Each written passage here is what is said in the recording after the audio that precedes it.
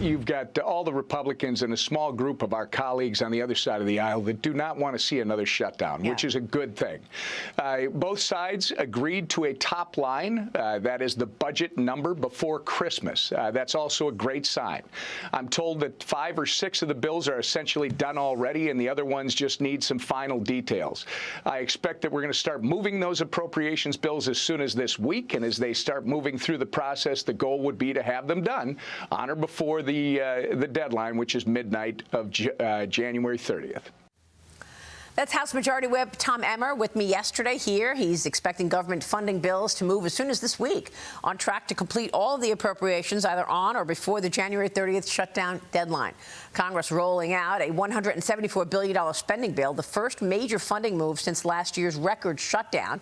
The 3-bill spending package would fund the Energy, Commerce, Interior, and Justice Departments through September 30th. It could be voted on as early as this week. Joining me now is Georgia Congressman Buddy Carter, a member of the House Budget Committee. Congressman, good to see you. Thank you so much for being here. Thank you for having me. So tell us about that. What are your expectations in terms of these 3 bills and having enough bills over the finish line so that you could offset or stop a government shutdown? Absolutely. We need to get this. Remember, we got 4 of them done before we left back in December. Now, if we can get 3 more done this week, as the whip has indicated, then we'll be in good shape. We'll have 7, and we'll only have 5 left to get done. And I know that the Appropriations Committee has been working diligently on this, and I think that they've got a plan.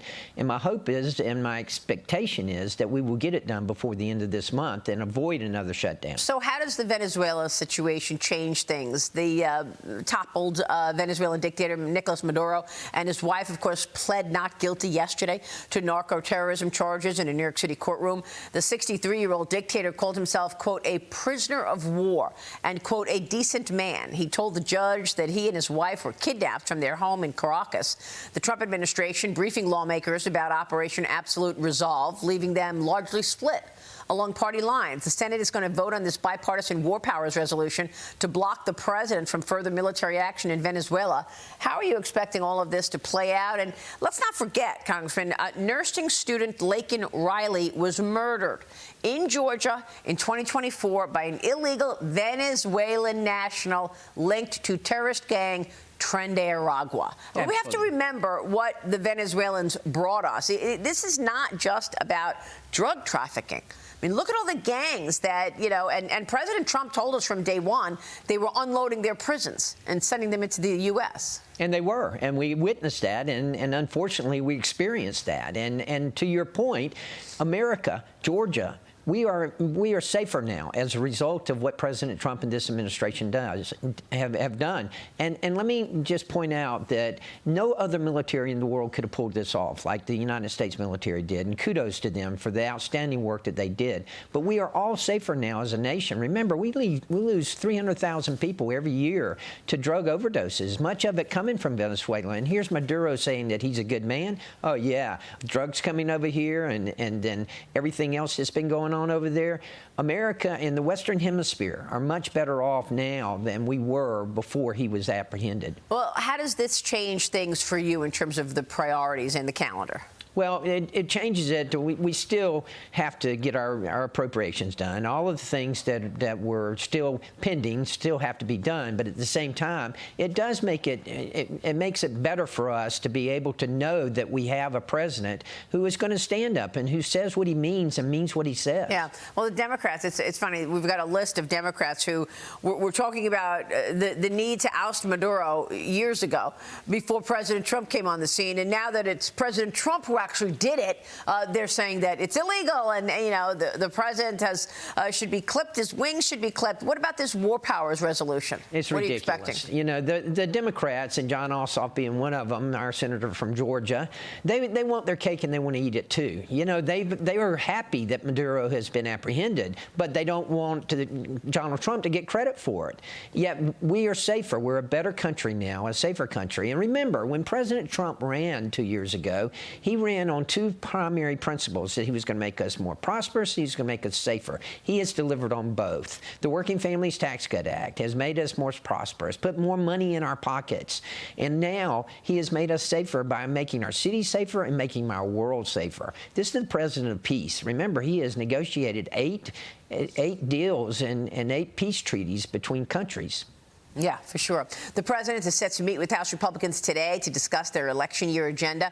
What do you want that election year agenda to look like? Tell me what the GOP priorities are. Well, obviously, health care is one of the priorities. Being a pharmacist by profession, that is something that I consider to be my focus, and that is something I want to work with, and particularly drug pricing. And the president has been great on that issue, and we continue to work on that. We've got to work on health care costs. They're out of control. We've got to have more competition. That's why I applaud the president for his proposal to stop sending the money to the insurance companies. Start sending it to the individuals. Let them decide. Right. Let's create more competition in the market. Well, that's what President Trump wants to do. You know, it's incredible what he's been able to do in terms of all these deals with the pharmaceutical companies and actually moving the needle on getting pharmaceutical prices down. But is it a messaging problem that's not resonating, because it seems like these polls keep showing affordability is this big worry, even though things feel pretty good in the economy right now? Well, they do, and I think as time goes on and as we go throughout this year, we'll experience even better times, and people will recognize that the policies are working.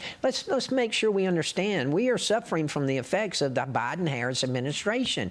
You don't turn the ship around on a dime. It takes a while to get it going back. The president's got us on track. This administration's got us on track, and our economy is going to be great this year. 9 states, including Georgia, are now offering new America First license plates to mark the United States' 250th birthday this year. How great. Georgia's plates was designed by middle school students. They include the state's Revolutionary War sites. It looks beautiful. How exciting. What is going to be the impact of this America 250 this year? Do you think it unifies us? Oh, I hope it does, and I expect for it to do just that. You know, how many countries can say they've been around 250 years, and democracies at that? And you know, Georgians and this tag, we're an America First state, and Georgians voted overwhelmingly for President Trump last year, and to bring him back and his America First policies back, unlike our Democratic Senator John Ossoff, who wants America last, and the Democrats. What do you think about these plates? Oh, I love them. I can't wait to get one. All right, we will leave it there. Congressman, it's great to see you in person Thank this you. time. Thank you so much. Buddy Carter here.